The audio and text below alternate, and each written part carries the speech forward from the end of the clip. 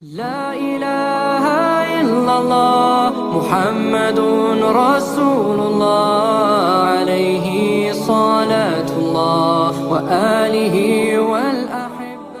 Assalamualaikum warahmatullahi wabarakatuh.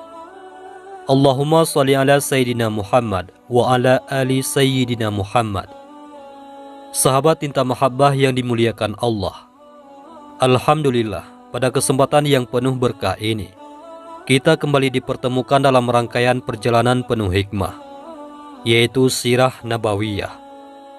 Kita telah melalui kisah demi kisah yang syarat dengan pelajaran hidup. Dan hari ini kita sampai pada bagian ke-17 yang akan semakin membuka mata hati kita tentang keagungan pribadi Rasulullah Sallallahu Alaihi Wasallam. Mari kita simak bersama dengan hati yang lapang. Semoga setiap kisah yang kita dengarkan menjadi sumber ilmu, penguat iman, serta cahaya yang menuntun langkah kita menuju ridha Allah Subhanahu wa Ta'ala.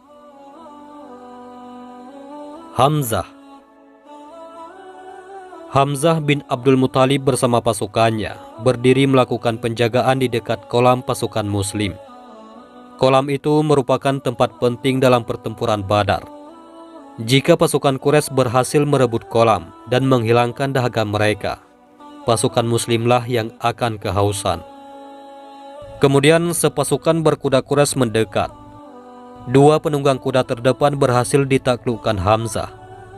Namun penunggang ketiga lolos dan berhasil membuka celah pertahanan untuk diterobos para penunggang lain yang terkenal tangguh.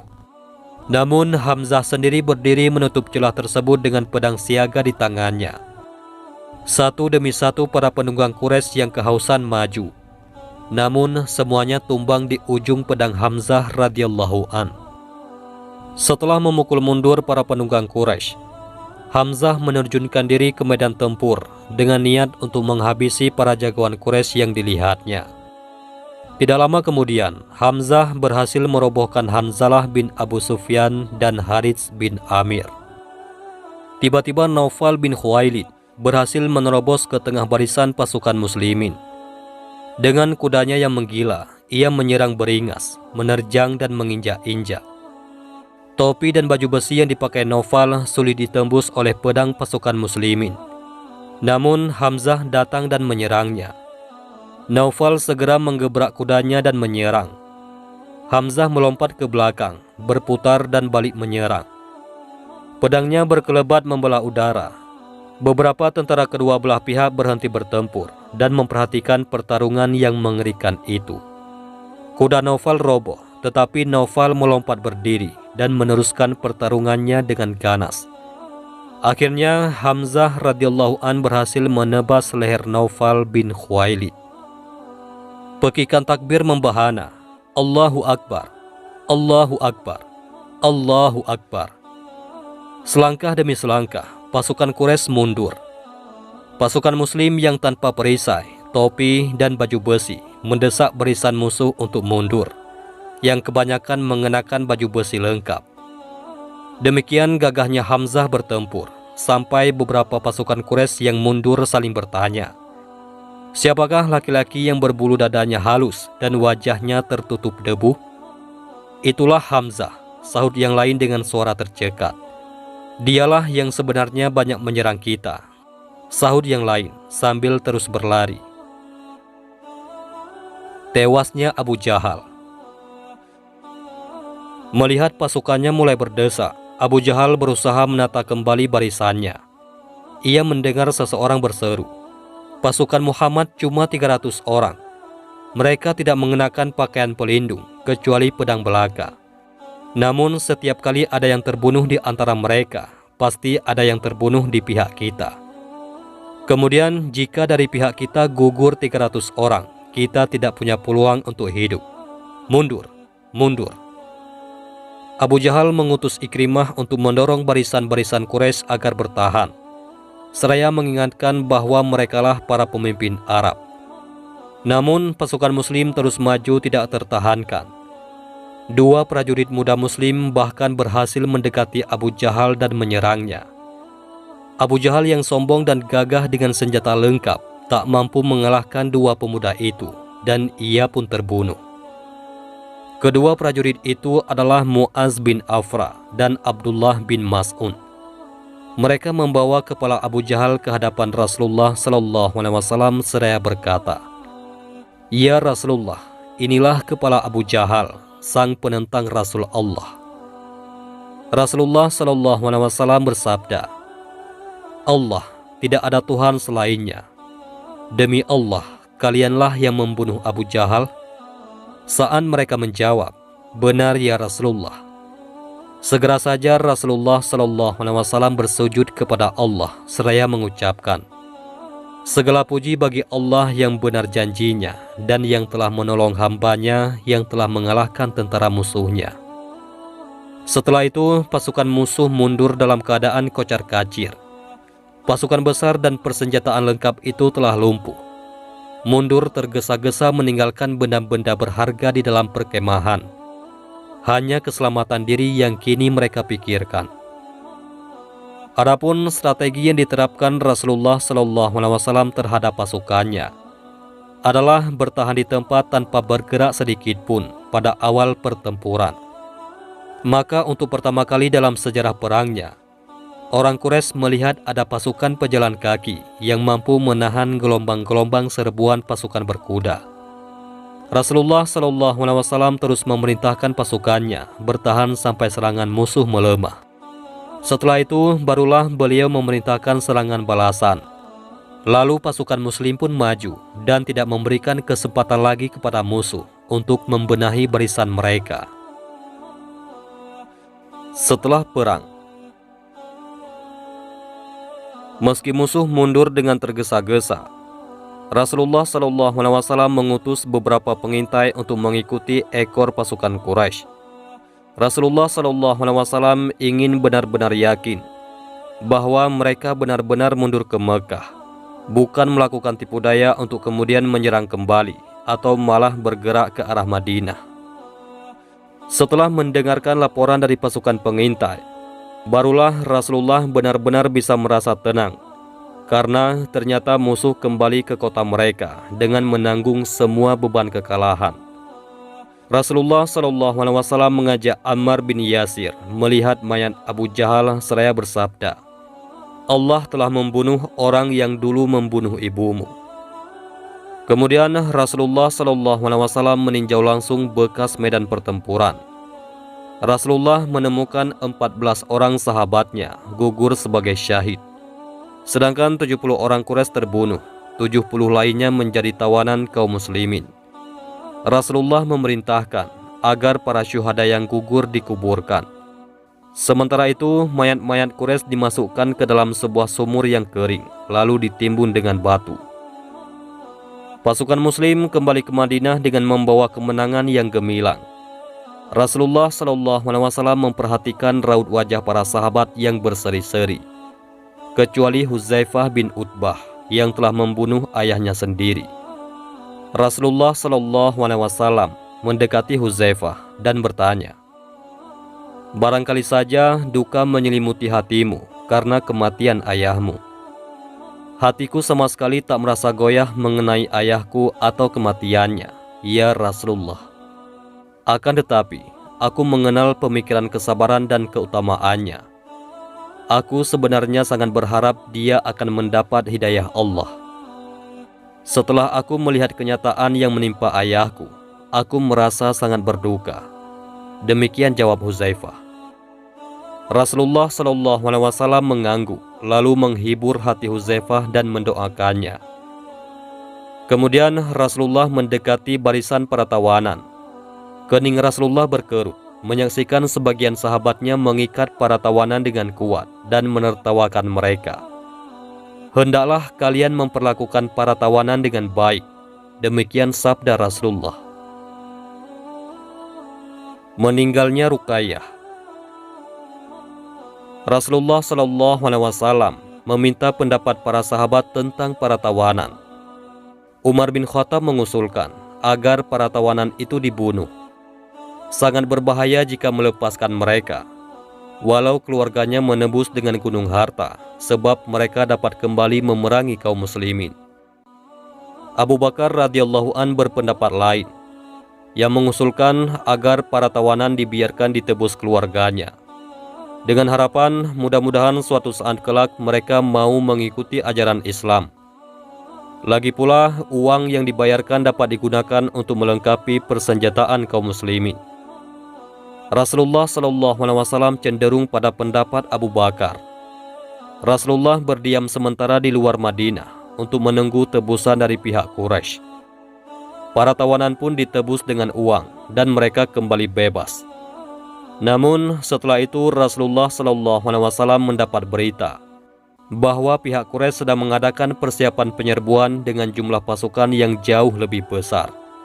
Sebagian besar para tawanan bergabung dengan pasukan baru itu. Akhirnya Rasulullah SAW menyadari bahwa saran Umar lebih tepat.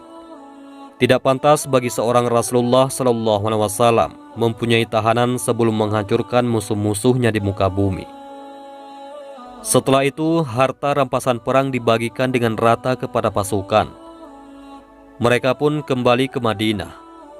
Rasulullah langsung menuju masjid untuk memberitakan kemenangan, serta mengumumkan nama-nama bangsawan Quraisy yang mati. Setelah itu, Rasulullah pergi ke rumah Utsman bin Affan untuk menjenguk Ruqayyah, yakni putrinya yang sudah lama terbaring sakit. Utsman bin Affan memang diminta Rasulullah menjaga istri dan anaknya, sehingga Utsman tidak mengerti pertempuran Badar. Saat Rasulullah tiba, Utsman malah menangis sambil memeluk Rasulullah SAW, karena ternyata Ruqayyah telah wafat ketika Rasulullah masih di luar Madinah. Rasulullah SAW diantar ke makam Ruqayyah. Beberapa sahabat berusaha menghibur kesedihan yang membebani dada Rasulullah. Mereka menemani pula Rasulullah SAW pulang ke rumah. Di tengah perjalanan pulang, seorang Yahudi memandang Rasulullah dengan sinis, sambil berkata, para bangsawan Quraisy memang tidak mempunyai keahlian dalam berperang. Kalau saja kalian berperang melawan kami, kalian baru akan mengetahui bahwa kamilah sebenar-benarnya prajurit. Para sahabat tidak membalas perkataan sinis itu, karena tidak tega melukai kesedihan di hati Rasulullah SAW. Rasulullah SAW pun tidak menghiraukan ejekan dengki itu dan terus melangkah menuju ke rumahnya. Zunnurain. Setelah duka ditinggal Ruqayyah, Utsman kemudian menikahi adik Ruqayyah, yaitu Ummu Kulsum. Ummu Kulsum juga diusir oleh kedua mertuanya, yakni Abu Lahab dan istrinya Ummu Jamil, serta suaminya, yaitu Utaibah. Karena menikahi dua putri Nabi inilah Utsman digelari Zunnurain, yang memiliki arti si pemilik dua cahaya. Rasulullah SAW hampir dikultuskan. Sudah beberapa lama putri Rasulullah, yaitu Ruqayyah, terserang sakit dan tidak kunjung sembuh. Musuh-musuh Rasulullah dari kalangan Yahudi dan orang-orang munafik mulai menyebarkan desas-desus. Kalau memang Muhammad itu seorang nabi, tentu ia dengan mudah bisa menyembuhkan penyakit putrinya.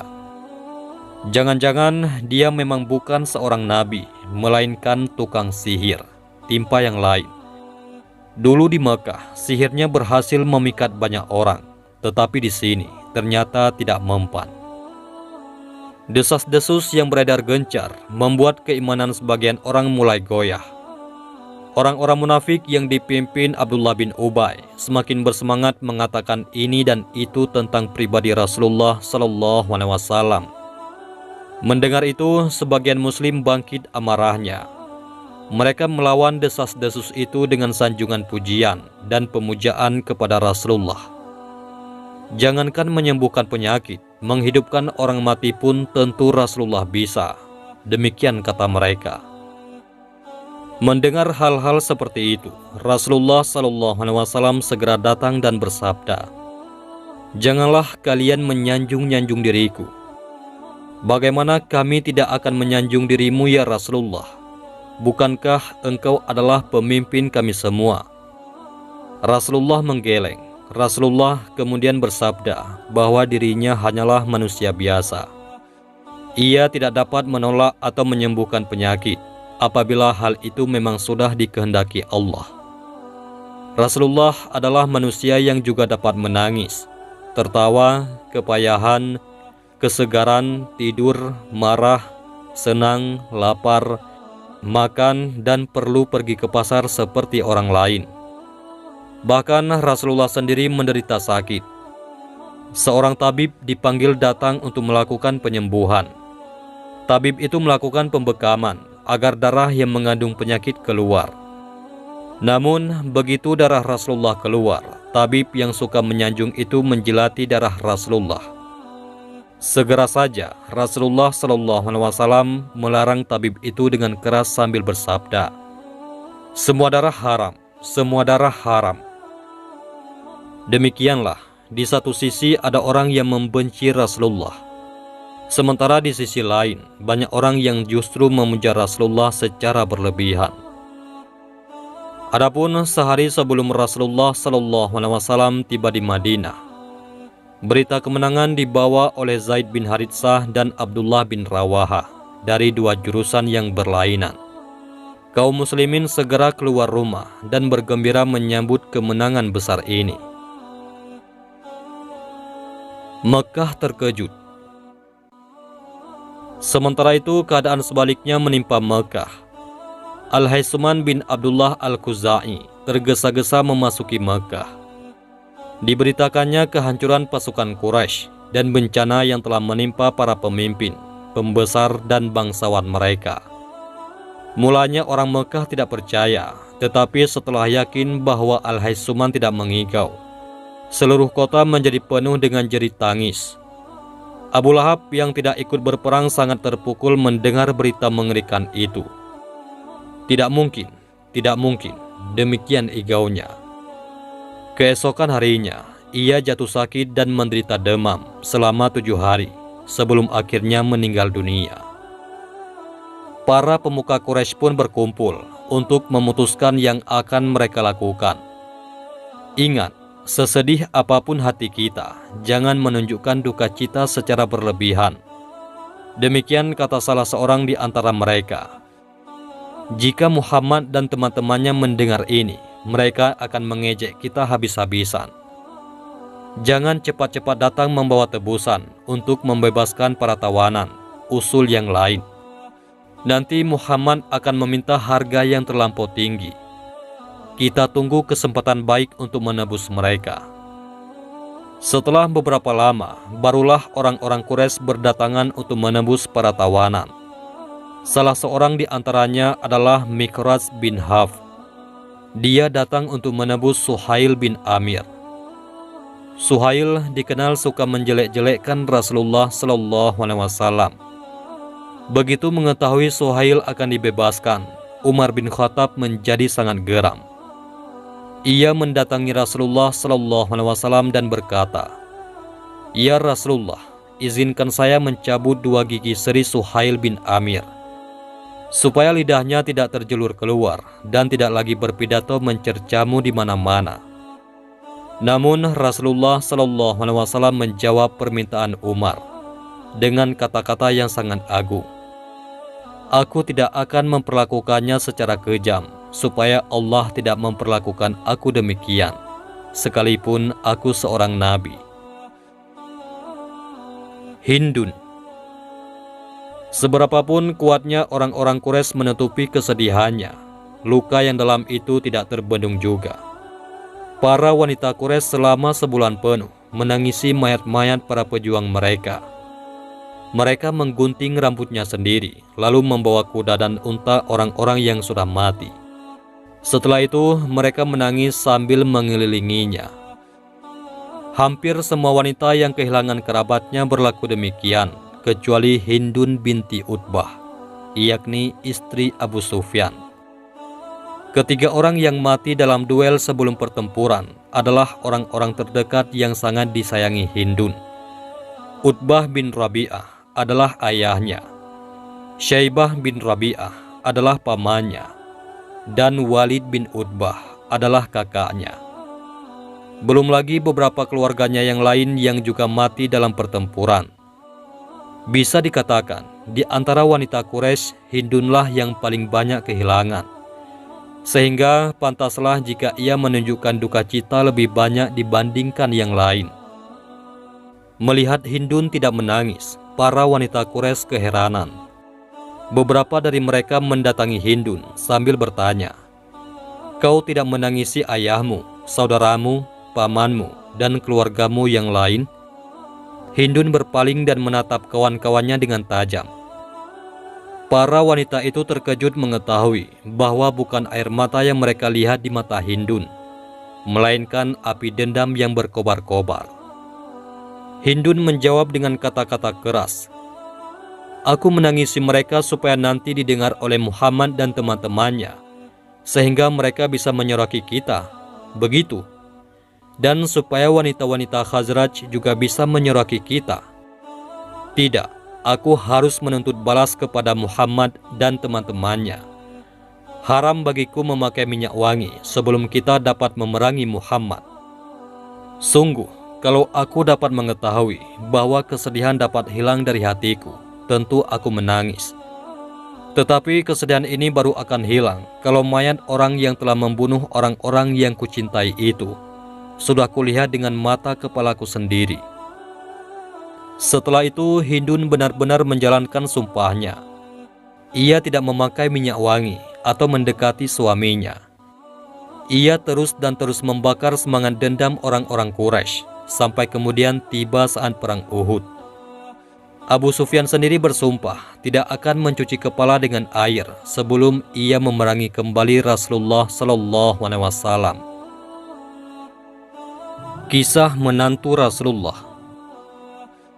Salah seorang tawanan perang Badar adalah Abul Al-As bin Rabi. Ia adalah menantu Rasulullah karena ia menikahi putri Rasulullah Shallallahu Alaihi Wasallam yang bernama Zainab. Untuk menembus suaminya, Zainab mengirimkan seuntai kalung peninggalan ibunya kepada Rasulullah.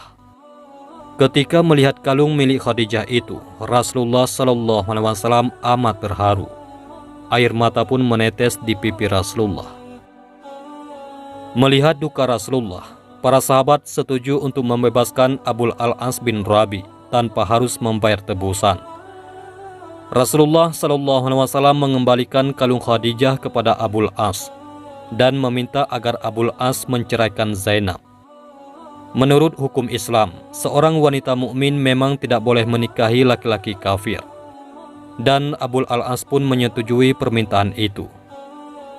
Ketika kembali ke Makkah, keluarganya berkata, "Biarlah engkau menceraikan istrimu itu, dan kami akan mencarikan bagimu gadis yang jauh lebih cantik daripadanya."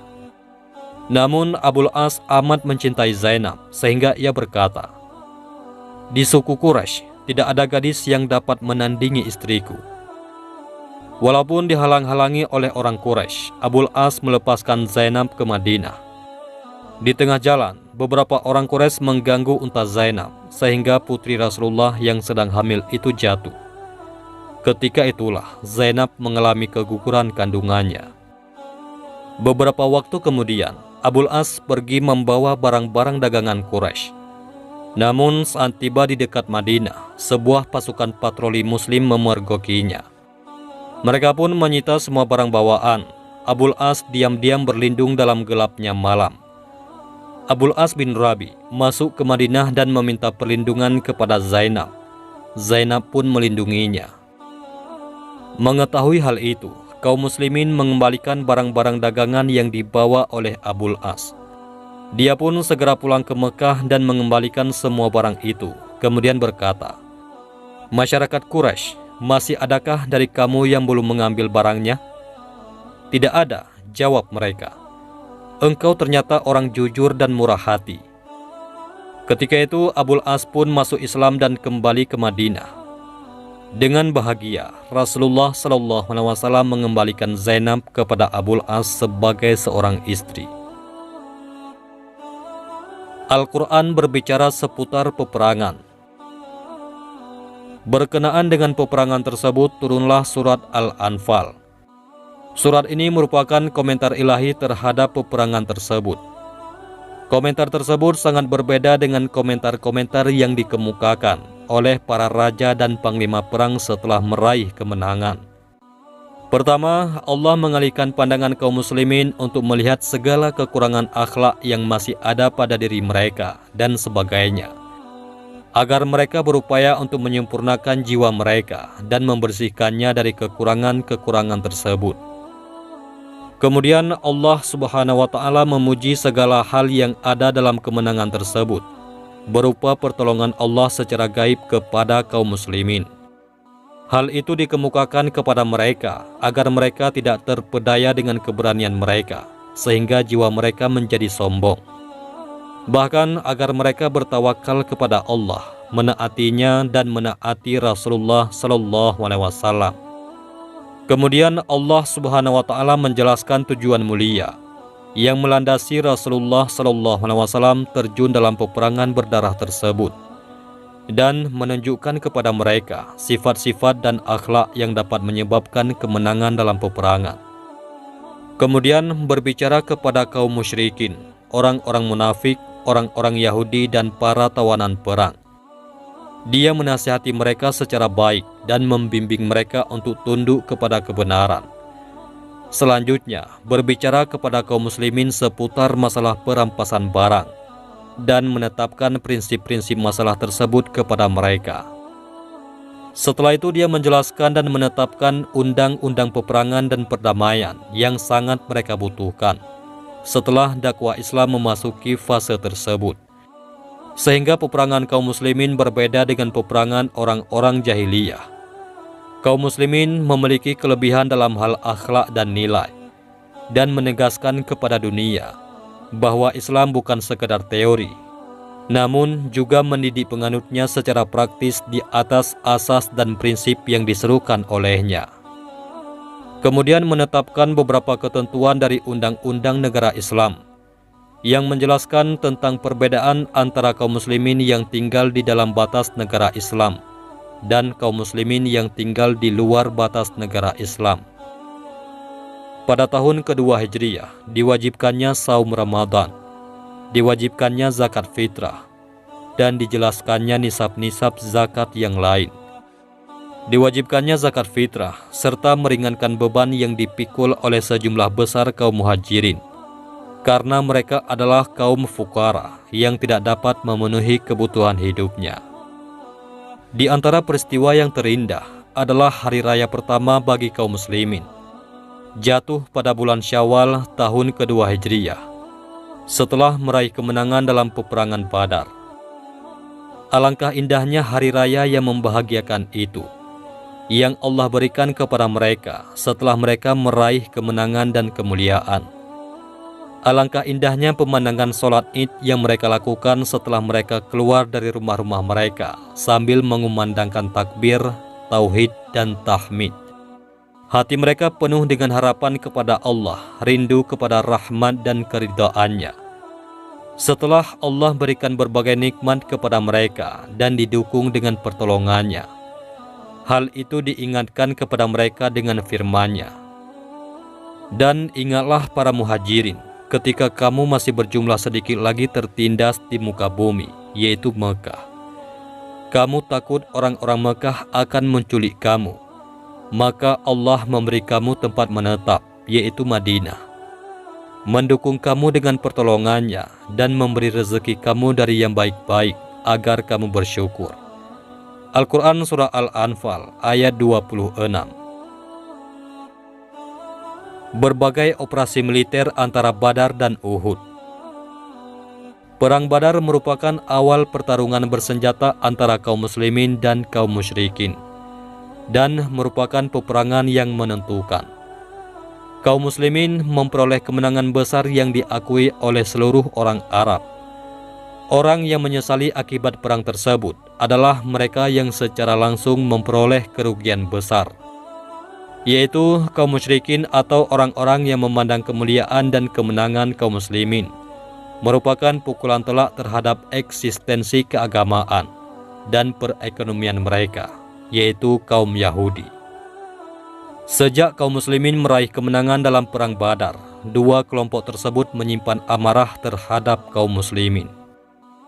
Sesungguhnya kamu dapati orang-orang yang paling keras permusuhannya terhadap orang-orang yang beriman ialah orang-orang Yahudi dan orang-orang musyrik. Dan sesungguhnya kamu dapati yang paling dekat persahabatannya dengan orang-orang yang beriman ialah orang-orang yang berkata, sesungguhnya kami ini orang Nasrani. Yang demikian itu disebabkan karena di antara mereka itu, yaitu orang-orang Nasrani, terdapat pendeta-pendeta dan rahib-rahib. Juga karena sesungguhnya mereka tidak menyombongkan diri. Al-Quran Surah Al-Maidah ayat 82. Di Madinah terdapat para pendukung dua kelompok tersebut, dan mereka berpura-pura masuk Islam tatkala tidak ada tempat lagi untuk meraih kewibawaan mereka. Mereka adalah Abdullah bin Ubay dan teman-temannya. Kelompok ketiga ini lebih besar lagi kemarahannya daripada dua kelompok di atas. Di samping itu terdapat kelompok keempat. Mereka adalah orang-orang Badui yang tinggal di sekitar Madinah. Masalah kekufuran dan keimanan mereka tidaklah menjadi perhatian bagi mereka, tetapi mereka adalah para perampok dan perampas. Mereka mulai goncang karena kemenangan yang diraih kaum muslimin. Mereka khawatir akan tegak di Madinah suatu negara yang kuat, yang akan menghalangi mereka untuk meraih kesuksesan atau kekuatan melalui perampokan dan perampasan. Sehingga mereka pun membenci kaum muslimin dan menjadi musuh mereka. Perang Bani Sulaim. Berita pertama yang disampaikan oleh utusan dari Madinah kepada Nabi SAW setelah Perang Badar adalah Bani Sulaim. Bani Sulaim ini berasal dari kabilah Ghatafan. Mereka menggalang kekuatannya untuk menyerang Madinah. Nabi SAW dengan pasukan kavaleri yang berkekuatan 200 personil mendatangi kabilah tersebut di perkampungannya. Sesampainya Rasulullah di wilayah mereka, yaitu di daerah Al-Qud, Bani Sulaim melarikan diri dan meninggalkan 500 ekor unta. Mereka meninggalkan untanya di suatu lembah yang dikuasai oleh pasukan Madinah. Unta-unta tersebut diambil seperlimanya oleh Rasulullah SAW. Rasulullah membagikan unta-unta tersebut kepada para sahabatnya. Setiap orang mempunyai 2 ekor unta. Beliau juga mendapatkan seorang budak yang bernama Yasar yang kemudian dibebaskan. Di perkampungan Bani Sulaim tersebut, Nabi SAW tinggal selama 3 hari. Kemudian Rasulullah kembali ke Madinah. Peperangan tersebut terjadi pada bulan Syawal tahun kedua Hijriyah, 7 hari setelah pulang dari Perang Badar. Dalam peperangan tersebut, Nabi Muhammad SAW menyerahkan urusan Madinah kepada Siba bin Arfatah radhiyallahu an. Persekongkolan untuk membunuh Rasulullah. Kekalahan kaum musyrikin dalam Perang Badar menimbulkan dampak yang mendalam. Kaum Quraisy di Mekah menjadi marah dan mulai meluap-luap emosinya terhadap Nabi Muhammad SAW. Ada 2 orang tokoh Quraisy yang melakukan persekongkolan untuk membunuh Nabi Muhammad SAW. Tidak beberapa lama seusai Perang Badar, Umair bin Wahab al-Jami dan Safwan bin Umayyah duduk bersama di sebuah batu. Umair adalah salah seorang syaitan Quraisy yang selalu menyakiti Nabi Muhammad dan para sahabatnya ketika Rasulullah masih berada di Mekah. Sedangkan anaknya yang bernama Wahab bin Umair menjadi tawanan Badar. Umair menyebutkan para tokoh korban Perang Badar. Lalu Safwan berkata, sesungguhnya setelah kematian mereka akan datang kehidupan yang baik. Umair berkata kepadanya, sungguh kamu benar. Demi Tuhan, seandainya aku tidak mempunyai tanggungan hutang dan tidak khawatir terlantar setelah aku mati, pasti aku akan mendatangi Muhammad dan membunuhnya. Aku mempunyai alasan, yaitu anakku yang menjadi tawanan mereka. Safwan pun menjawab, utangmu aku tanggung, aku yang akan melunasinya. Dan keluargamu bersama keluargaku selama mereka masih hidup. hal itu tidak berat bagiku. Umair kemudian berkata, rahasiakanlah persoalan ini, akan kulakukan. Selanjutnya Umair mengambil pedangnya, lalu dia berangkat ke Madinah. Ketika sudah sampai di pintu masjid, dia menderumkan untanya. Terlihat olehnya Umar ibnul Khattab yang sedang berbincang-bincang dengan beberapa orang dari kaum muslimin tentang kemenangan perang Badar. Maka Umar berkata, ini musuh Allah. Umair tidaklah datang kecuali untuk maksud jahat. Kemudian Umar masuk mendatangi Nabi Muhammad SAW seraya berkata, wahai Nabi Allah, Umair telah datang dengan menyandang pedangnya. Nabi SAW menjawab, suruhlah dia masuk untuk menemui aku. Umar bin Khattab radhiyallahu an pun menemui Umair. Dan sambil menarik tali pedang Umair, ia berkata kepada beberapa orang dari kaum Ansar, masuklah, temui Rasulullah SAW dan duduklah di sisi Rasulullah. Serta jagalah beliau dari orang jahat ini, karena dia perlu diwaspadai. Umar ibnul Khattab kemudian membawa masuk Umair kepada Rasulullah SAW.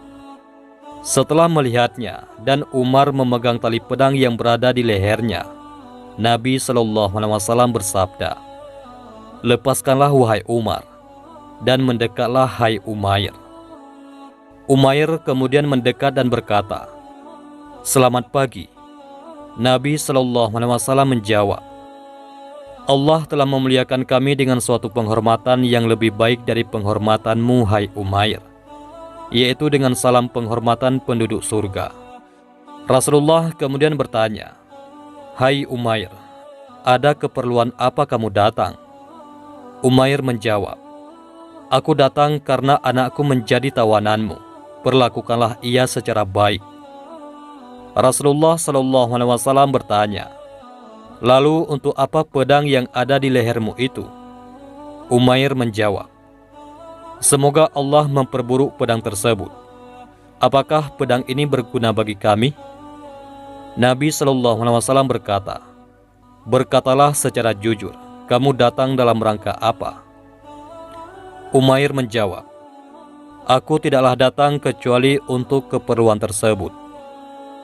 Nabi SAW bersabda, tidak, kamu dengan Safwan bin Umayyah telah duduk di sebuah batu, dan kalian telah menyebut-nyebut tentang para korban perang Badar dari kaum Quraisy. Kemudian kamu berkata, seandainya aku tidak mempunyai tanggungan hutang dan keluarga, aku akan keluar untuk membunuh Muhammad. Kemudian Safwan menanggung hutang dan menjamin keluargamu dengan syarat kamu membunuhku. Allah pasti menghalangi rencanamu itu. Umair kemudian berkata, asyhadu an la ilaha illallah wa asyhadu anna Muhammadar Rasulullah. Aku bersaksi bahwa tiada Tuhan selain Allah, dan engkau adalah utusan Allah. Wahai Rasulullah, sebelumnya aku mendustakan berita-berita langit yang kau bawa kepada kami, dan wahyu yang diturunkan kepadamu. Rencanaku ini tidak ada yang mengetahui selain aku dan Safwan. Demi Allah, aku mengetahui tidak ada yang memberitahukan kepadamu kecuali Allah Subhanahu wa Ta'ala. Segala puji bagi Allah yang telah menunjukkan aku kepada Islam dan membawa aku ke tempat ini, kemudian mengucapkan syahadat secara benar. Rasulullah SAW lalu bersabda, ajarilah saudara kalian ini tentang agama, ajarkan Al-Quran kepadanya, dan bebaskanlah tawanannya. Adapun Safwan mengatakan, bergembiralah dengan suatu peristiwa yang datang kepada kalian sekarang, pada hari-hari yang akan melupakan kalian dari peristiwa Badar. Dia bertanya tentang Umair kepada orang-orang yang berpergian, sehingga salah seorang yang berpergian memberitahukan kepadanya tentang keislaman Umair.